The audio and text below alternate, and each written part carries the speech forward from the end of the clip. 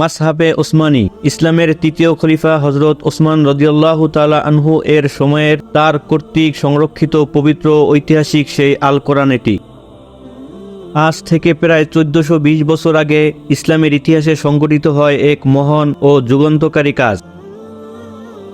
খলিফাতুল মুসলিমিন হজরত ওসমান ইবনে আফফান রাদিয়াল্লাহু তাআলা আনহু সমগ্র মুসলিম উম্মাহকে এক কিরাতে একত্রিত করার জন্য পবিত্র কোরআন শরীফ সংকলনের মহান উদ্যোগ গ্রহণ করেন। সে সময়ে কোরআন লেখা হতো কাগজে নয়, লেখা হতো হরিণের চামড়ায়, যা ছিল অত্যন্ত টেকসই ও দীর্ঘস্থায়ী।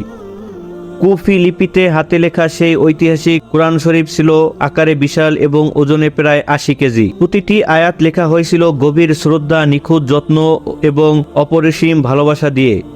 এই সংকলনের মাধ্যমেই সংরক্ষিত হয় আল্লাহ তাআলার কালাম পবিত্র আল কোরআন, যা আজও একইভাবে পৌঁছে গেছে বিশ্বের কোটি কোটি মানুষের হৃদয়ে।